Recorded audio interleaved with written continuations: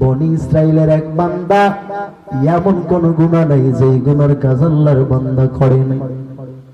বান্দা সব গুনার কাজ করেছে, সব গুনার কাজ করেছে, বান্দা কখনো নেক আমল করে নাই, নেকের কাজ করে নাই। হঠাৎ করে বান্দা একদিন নিজের চেহারার দিকে একটু খেয়াল করলেন, তাকা দেখতেছেন বৃদ্ধ হয়ে গেছে। এখন আল্লাহর বান্দা চিন্তা করতেছে, আমি তো জীবনে বড় অন্যায় করেছি, বড় গুনার কাজ করেছি, আমার গুনাহ এত পরিমাণ হয়েছে, এখন মনে হয় এই গুনাহ আমার আল্লাহ আমার ক্ষমা করবে না। তাহলে আমি কি করব? আমি কেমনে আমার রবের সামনে দাঁড়াইব, হাজিরা দিব? আমি তো এই গুনাহ নিয়ে আমার আল্লাহর সামনে হাজিরা দিতে পারবো না, কি করা যায়? আল্লাহর বান্দা দুইটা সন্তান ছিল, সন্তান দুইটারে ডাক দিছে, ডাক ডাক সন্তান আমার এদিকে আয়।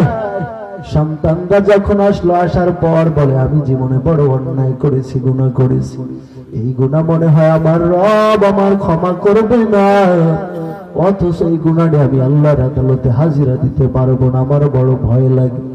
আমি যদি মরে যাই, আমার লাশটা তোমরা দাফন দিবা না, বরং তোমাদের কাছে ওসিয়াত করে যাই, আমি মরে গেলে আমার লাশটা আগুনে পুড়ে দিবা, আগুনে পুড়ে দিবা, আগুনে পুড়াই শুধু বাদ দিবা না, বড় আগুনে পোড়ার পরে আমার লাশের যে ছাই হবে, ওই ছাইটাকে তোমরা দুইটা ভাগ করবা। দুইটা ভাগ করিয়া যখন প্রবল বাতাস আসবে, বাতাস একটা ভাগ ছাই ওই প্রবল বাতাসের সাথে উড়াইয়া দিবা, আর একটা ভাগ ছাই পানির ভিতরে মিশাইয়া দিবা। এরপরে আল্লাহর বান্দা কিছুদিন পরে দুনিয়া থেকে বিদায় হয়ে গেল। সন্তানরা ওসিয়ত মোতাবেক সেই কাজই করলো। কি করলো? আল্লাহর বান্দার লাশটাকে পুড়ে দিল। আল্লাহর বান্দার লাশটা পুড়ে দেওয়ার পর এরপরে ওই লাশটার ছাই দুই ভাগ করলো। এক ভাগ বাতাসে উড়ায় দিল, আর এক ভাগ পানির সাথে মিশায় দিল। এরে আল্লাহর বান্দা, এই কাজটা আমার আল্লাহর পছন্দ হয়ে গেছে। আমার আল্লাহ তাআলা বাতাসে হুকুম দিছে, রে বাতাস, আমার বান্দার ছাইটা যেন মিলে না যায়, বরং আমার বান্দার ছাইটাকে একত্রিত করে দাও। পানিরে হুকুম দিল, রে পানি, আমার বান্দার ছাইটা যেন পানিতে মিশে না যায়, বরং একত্রিত করে দাও।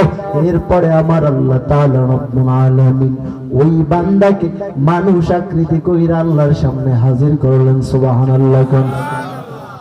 আল্লাহর সামনে হাজির করার পর তখন আল্লাহ তাআলা জিজ্ঞেস করলেন, ও বান্দা, তুমি এই কাজগুলি কেন করলা? তুমি মৃত্যুবরণ করার পর তোমার লাশটা কেন পুড়ে দিলা? সেই ছাইটা আবার দুইটা ভাগ কেন করলা বলো? তখন আল্লাহর বান্দা কয়, রে মালিক, আমি জীবনে বড় অন্যায় করেছি, বড় গুনার কাজ করেছি। ও দয়ার আল্লাহ, আমার হায়াতে সর্ব অবস্থায় তোমার নাফরমানি করেছি, আমি তোমার গোলামি করি নাই রে আল্লাহ।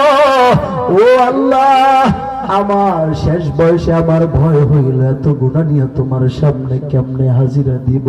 এই কারণে আমার সন্তানদেরকে বলেছি যেন আমার লাশটার ছাই পড়ে দুই ভাগ করে দেয়, এরপরে যেন পানির সাথে বাতাসের সাথে মিশা দেয়। বলে এটার কারণ কি?